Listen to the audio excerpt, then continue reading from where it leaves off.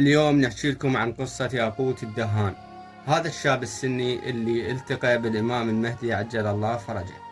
كان ياقوت يسكن مدينة الحلة، وكان هو وأقربائه على مذهب أهل السنة والجماعة، لكن أمه كانت على مذهب أهل البيت عليهم السلام. وكان يشتغل بتجارة الدهن، حيث يشتري الدهن من أهل البادية ويبيعه من مدينة الحلة. وبيوم من الأيام طلع ياقوت وجماعته يشترون الدهن من أهل البادية، فاشتروا الدهن ورجعوا، فناموا بالطريق.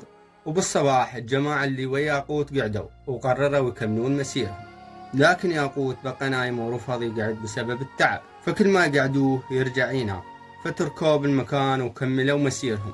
وبعد فترة من الزمن قعد ياقوت ولقى نفسه وحيد بالصحراء، وجماعته رايحين وتاركينه، فظل يمشي بدون ما يعرف طريق العودة. فاشتد عليه التعب والعطش، وظل يدعو ويتوسل بالصحابة والخلفاء اللي يعرفهم، لكن بدون أي فائدة. يعني ما خلى واحد من الجماعة ما استغاث به. بعدها اتذكر كلام أمه اللي كانت تقول له: لم يستغث بالإمام المهدي ملهوف إلا أغاثه، ولا يتوسل به ضال إلا هداه، ولا يطلب منه ذو حاجة إلا أعطاه. فبدأ يتوسل بالإمام المهدي ويقول: سيدي يا أبا صالح المهدي أدركني، يا إمام الشيعة أدركني، والله لأن أنقذتني من هذه الشدة أحتنق مذهب أمي وأتمسك بك وبآبائك الطيبين. وظل يبكي ويتوسل بالإمام، وإذا بسيد جليل واقف أمامه بيده إناء ماء، فأعطاه الإناء فشرب ياقوت الماء، فعرف ياقوت إنه هذا هو الإمام المهدي عجل الله فرجه. فدله الإمام بطريق العودة وقال له: تمشي بهذا الطريق راح تلقى قرية تنتظر بها جماعتك.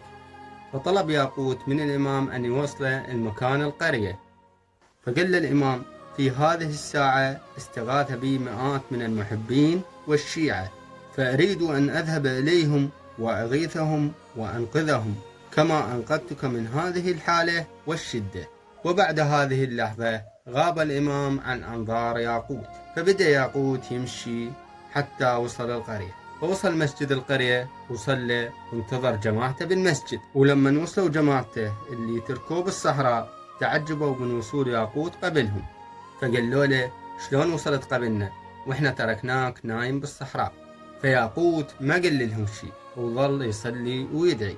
وبعدها كملوا طريقهم ووياهم ياقوت حتى وصلوا مدينة الحلة. ولما وصلوا مدينة الحلة راح ياقوت الكبير علماء الشيعة في ذلك الوقت، وهو السيد مهدي القزويني، وأخبره بقصة لقائه بالإمام المهدي عجل الله فرجه، وطلب من السيد القزويني أن يتعلم مذهب الشيعة وعن عقيدتهم. وأصبح ياقوت شديد التعلق بالإمام المهدي عجل الله فرجه، وكان يتمنى أن يلتقي بالإمام المهدي، فطلب من السيد القزويني أن يعلم طريقة تخليه يلتقي بالإمام المهدي عجل الله فرجه مرة ثانية. فقال السيد القزويني: إذا رايد تلتقي بالإمام المهدي عجل الله فرجه عليك بزيارة الإمام الحسين 40 ليلة جمعة. فظل ياقوت يزور الإمام الحسين كل ليلة جمعة، وبآخر ليلة من ليالي الجمعة خرج ياقوت متوجه نحو الإمام الحسين عليه السلام، وإذا به ألقى شرطة سادين الطريق، وقال له لا يجوز المرور إلا بجواز من الحكومة. فظل ياقوت متحير وحزين ويردد بداخله: يا أبا صالح المهدي أدركني وأغثني. وإذا بالإمام المهدي عجل الله فرجه يأخذ بيد ياقوت ويعبره الطريق بدون أن يتعرض الشرطة أو ينتبهوا عليه.